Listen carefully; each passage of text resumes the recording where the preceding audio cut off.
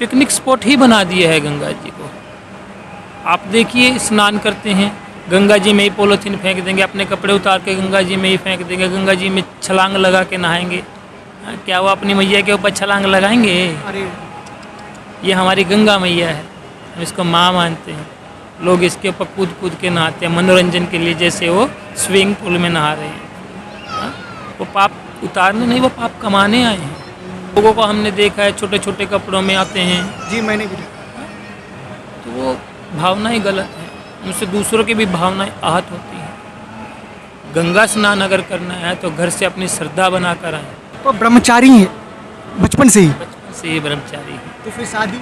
शादी हमने नहीं की। जो युवा पीढ़ी है वो अपने काम पर ध्यान दे, अपनी कमाई से अपने माता पिता को, जो उनके बुजुर्ग माता पिता हैं, या तो उनके साथ में आए या अपने माता पिता को तीर्थस्थल पर भेजें। अच्छा, जब वो गंगा स्नान करके घर पे जाते हैं तो उनके चरण स्पर्श करें। उससे जो उनको फलदायी मिलेगा वो उनके स्नान करने से नहीं मिलेगा, जितना वो अपने माता पिता के चरण स्पर्श करने से प्राप्त कर लेगा।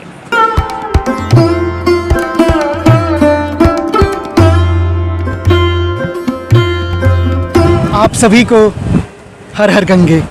अभी हम हरिद्वार में हैं और हर की पैरी ये जगह है और कहने की ज़रूरत नहीं है, क्योंकि मेरे पीछे आप देख रहे हैं माँ गंगा की कल कल धाराएं बह रही है और हमारे साथ इस जगह के हर की पैरी के एक मुख्य आश्रम है यहाँ पे, और उस आश्रम के महाराज जी हमारे साथ हैं।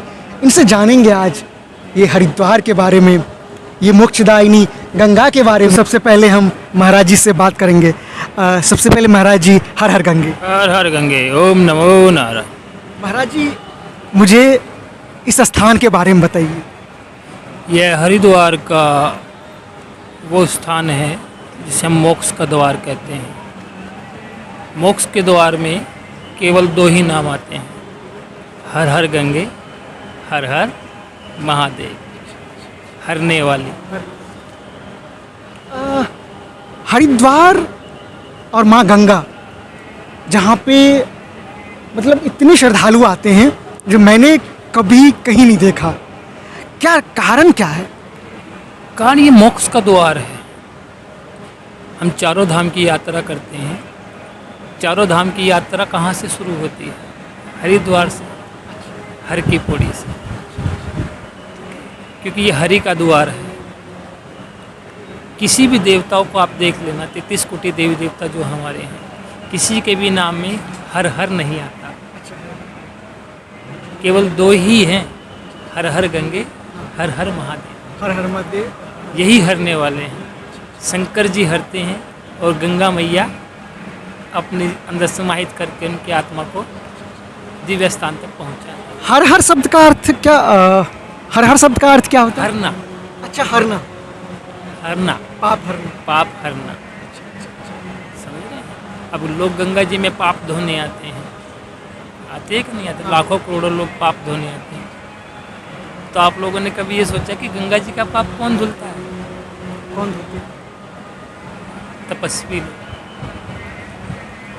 जो साधना करते हैं, अपनी साधना के बल पे शक्तियाँ अर्जित करते हैं जग कल्याण के लिए। जब वो अपनी पूजा पाठ करते हैं तो पूजा पाठ करने से पहले वो गंगा जी में स्नान करते हैं। उनका जो पुण्य कर्म होता है वो उनको गंगा जी में मिल जाता है। जैसे पाप को हर लेती है, वैसे ही गंगा जी अच्छे कर्मों को भी लेती है। साधु संतों के द्वारा ही गंगा जी का मैल धोया जाता है, और गंगा जी आम इंसान का मैल धोती है। उस पाप को धोने के लिए यहाँ अच्छा, भक्त यहाँ पे आए, हरिद्वार आए, वैसे भक्तों के लिए क्या कहेंगे जो नहीं आए हैं अभी तक? देखिए, आज की जो युवा पीढ़ी है उस मन की श्रद्धा से यहाँ नहीं आती है। वो केवल घूमने के लिए आ रही है, घूमने का पर्पज। घूमने वाले का कभी भला नहीं हो सकता है, ना ही वो अपने पुण्य को उतार सकते हैं, ना ही वो अपने पाप का भागीदारी बनते हैं। समझ रहे हैं? जो श्रद्धा से आता है, मन से आता है, तीर्थ करने के लिए आता है, उसी को पुण्य प्राप्त होता है, उसी के पाप को हरा जाता है। अच्छा। अन्यथा लोग पब्लिक है, भीड़ है, आप भीड़ देख ही रहे हैं। हमने वही देखा, भीड़ मतलब ये देखा है यहाँ पे। मुझे थोड़ा लगा पिकनिक एक्सपोर्ट, मतलब जैसे लोग पिकनिक मनाने जाते हैं, यहाँ पे भी बहुत सारे लोग पिकनिक मनाने ही आते हैं। हाँ हाँ, पिकनिक स्पॉट ही बना दिए है गंगा जी को। आप देखिए, स्नान करते हैं गंगा जी में ही पॉलीथीन फेंक देंगे, अपने कपड़े उतार के गंगा जी में ही फेंक देंगे, गंगा जी में छलांग लगा के नहाएंगे। हाँ, क्या वो अपनी मैया के ऊपर छलांग लगाएंगे? अरे ये हमारी गंगा मैया है, हम इसको माँ मानते हैं। लोग इसके ऊपर कूद कूद के नहाते हैं मनोरंजन के लिए, जैसे वो स्विमिंग पूल में नहा रहे हैं। हाँ, वो पाप उतारने नहीं, वो पाप कमाने आए हैं। गंगा स्नान किसको करना चाहिए? सबसे पहली बात तो ये जी। है, तीर्थ किसको करना चाहिए? आजकल की युवा पीढ़ी केवल घूमने के पर्पज से आ रही है, नहीं तो तीर्थ होता था बड़े बुजुर्गों का, जो अपने माता पिता जिनके हैं उनके बच्चों की शादी करके जब वो घर पे बैठ जाते हैं, उनके लिए तीर्थ होता है। अब तो तीर्थ स्थलों को पिकनिक स्थल बना दिए। यह विडम्बना देखकर हमारे दिल को बहुत ठेस पहुँचती है। तो गंगा स्नान कैसे करना चाहिए भक्तों को जब हरिद्वार आते हैं, जिससे उन्हें मोक्ष की प्राप्ति हो? सबसे पहली बात तो है घूमने के पर्पज से ना आए। तीर्थ स्थल पे आ रहे हैं तो तीर्थ करने के मन से हैं। समझे? लोगों को हमने देखा है छोटे छोटे कपड़ों में आते हैं, जी, मैंने भी देखा। तो वो भावना ही गलत है, उनसे दूसरों की भी भावनाएं आहत होती हैं। गंगा स्नान अगर करना है तो घर से अपनी श्रद्धा बना कर आए। यहाँ ब्राह्मण लोग मिलते हैं, बड़े बड़े आश्रम, ऋषि मुनियों के आश्रम मिलते हैं। आएँ, सेवा भाव से भंडारा करें, जो अपनी श्रद्धा हो भंडारा करें। उसके बाद स्नान करें, स्नान करने के बाद फिर पूजा करें, गंगा मैया की आरती लें, तब उद्धार होता है। लोग आते हैं, गंगा मैया में डुबकी लगाते हैं और चले जाते हैं।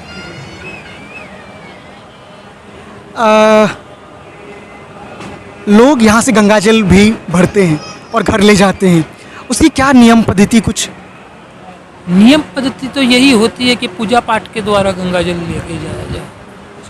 ठीक है, यह है, देखिए आप घर में आम जल रखते हैं, बोतल में डाल के आम जल रखेंगे, चाहे वो फिल्टर वाला भी हो, कुछ समय के बाद वो ख़राब हो जाता है। उसके अंदर आपने देखा होगा छोटे छोटे कीटाणु पैदा हो जाते हैं। लेकिन गंगा जल लाखों साल तक भी रखा रहेगा, तब भी खराब नहीं होगा, क्योंकि उसके अंदर हमारी माई गंगे विराजमान है। ये पवित्र जल है। लेकिन अगर इसी जल को गंदे हाथों से छुआ जाए, गंदे स्थान पर रखा जाए, ठीक है, तो ये जल भी खराब हो जाता है, क्योंकि इसके अंदर अशुद्धियाँ पैदा हो जाती हैं। इसको पवित्र स्थान पर रखो, पवित्र स्थान पे ही लेके जाओ। अपने घर पे भी लेके जाते हैं तो अपने घर में एक छोटा सा कोना बनाते हैं मंदिर का, जी, तो अपने मंदिर के स्थान पर ही रखना है। महाराज जी, मुझे कुछ अपने बारे में बताइए, कैसे इस मार्ग में आना हुआ और इस हरिद्वार के पावन धरती पे आप आए? मैं जब छोटा सा था, तब छोटा सा ही मैं भक्ति भाव में था। ब्रह्मचारी हूँ। घर वालों ने शादी के लिए बहुत कहा, लेकिन हमने शादी नहीं की। अच्छा, आप ब्रह्मचारी हैं बचपन से ही? बचपन से ही ब्रह्मचारी हूँ। तो फिर शादी हमने नहीं की।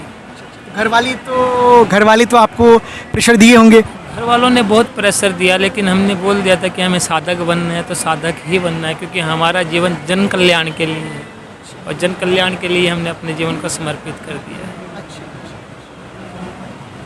अभी हमें साधु बने 34 वर्ष हो गए। 34 वर्षों में हमने 25 वर्ष स्वर्गारोहिणी के लक्ष्मी वन में काटे हैं। कहाँ पे है ये? बद्रीनाथ से माणा गांव, हमारे भारत का माणा गांव लास्ट गांव है, उससे आगे आता है स्वर्गारोहिणी का रास्ता, वासुधारा जिसे बोलते हैं। वासुधारा से तकरीबन 8 किलोमीटर आगे लक्ष्मी वन है, उसमें हम साधना करते थे। तो हमारा इसी वर्ष नीचे आना हुआ है। और महाराज जी, अंत में गृहस्थ वाले को और नई युवा पीढ़ी को क्या संदेश देना चाहेंगे? कैसी उनकी जीवन सफल हो, शांतिपूर्ण हो और एक सुखकारी जिंदगी हो?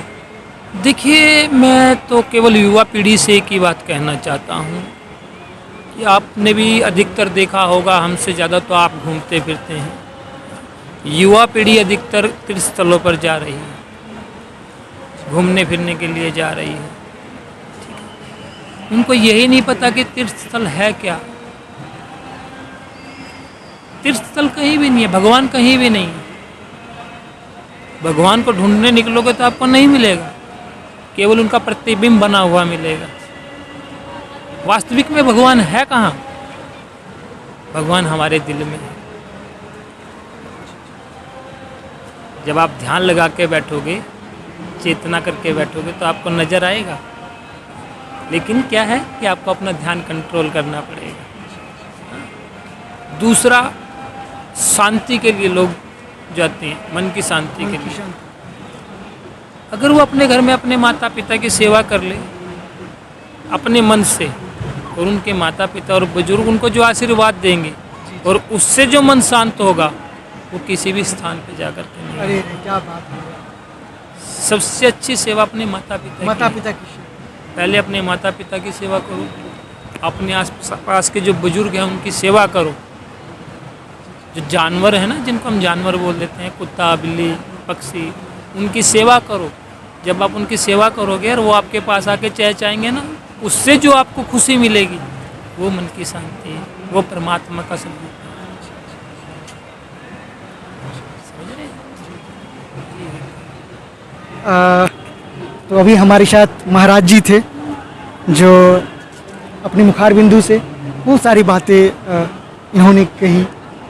महाराज जी, अंत में इस वीडियो को हम समाप्त करते हैं, और हमारे जो दर्शक हैं, हमारे जो भक्त हैं, वो इस मोक्ष दायिनी गंगा में आए, जरूर आए, तो उनके लिए क्या कहें? देखो, हमारा यही कहना है कि जो युवा पीढ़ी है वो अपने काम पर ध्यान दे। अपनी कमाई से अपने माता पिता को, जो उनके बुजुर्ग माता पिता हैं, या तो उनके साथ में आए या अपने माता पिता को तीर्थ स्थल पर भेजें। जब वो गंगा स्नान करके घर पे जाते हैं तो उनके चरण स्पर्श करें। उससे जो उनको फलदायी मिलेगा वो उनके स्नान करने से नहीं मिलेगा, जितना वो अपने माता पिता के चरण स्पर्श करने से प्राप्त कर लेगा। ये आपने बहुत विलक्षण बात कही है कि माता पिता के चरणों में ही सब कुछ है। महाराज जी एक एक चीज़ पे अपना वक्तव्य दिए हैं, जो हम लोग के लिए अनमोल है। तो चलिए, इसी वक्तव्य के साथ हम इस वीडियो को यहीं समाप्त करते हैं। मिलते हैं किसी अन्य वीडियो में, तब तक के लिए राधे राधे, जय श्री राम, हर हर गंगे।